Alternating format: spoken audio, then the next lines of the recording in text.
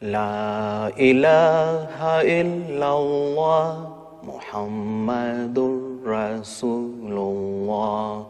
La ilaha illallah Muhammadur Rasulullah. La ilaha illallah Muhammadur Rasulullah. So next is Jama Hausawa. Inaike. To present the Hausa version. Assalamu alaikum wa rahmatullahi wa barakatuh.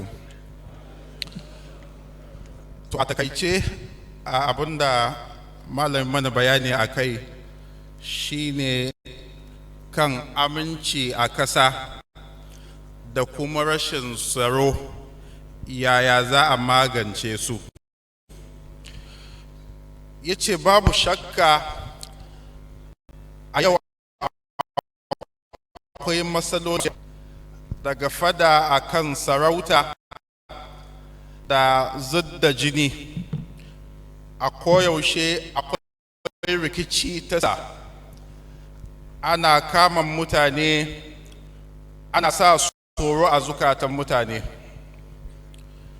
Amma abinda masu hikima ke cewa shine da cewa ya kamata mutum ya dauki darasi daga kurakuran da wasu suka aikata, domin mafi hikima cikin mutane shine mai daukan darasi cikin irin ci gaban da mutane suka samu. Yace zaman lafiya wani babban ginshiki ne na samun ci gaba a cikin al'umma. Ya kuma zama wajibi a koyaushe ya zanto ana adalci domin a samu tsaro da kuma aminci a cikin mutane.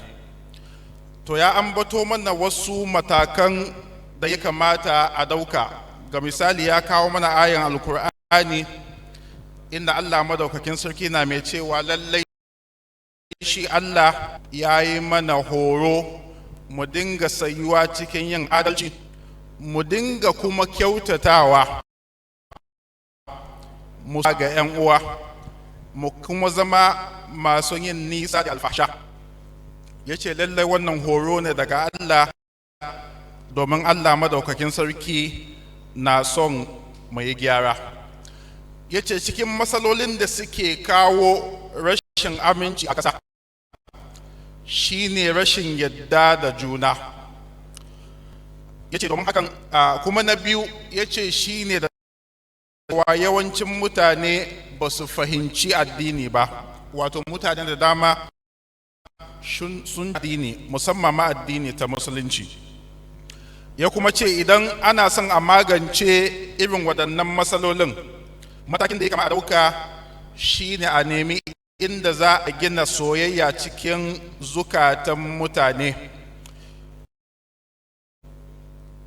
A ƙarshe ya kawo mana jawabin Hazrat Khalif wato Hazrat Mirza Ghulam Ahmad, inda yana mai cewa lallai shi yana son ya bayyana mana wani abu, kuma shine da cewa mu kyautata soyayya a tsakanin 'yan uwanmu. Mu kasance a koyaushe ba mu manta da asalin abubuwan da wani addinin musulunci ya karantar da mu ba, mu kuma kyautata wato tsakaninmu da Allah madaukakin sarki. A takai wannan shine mahadaran da malam ya gabatar. Assalamu alaikum wa rahmatullahi wa barakatuh.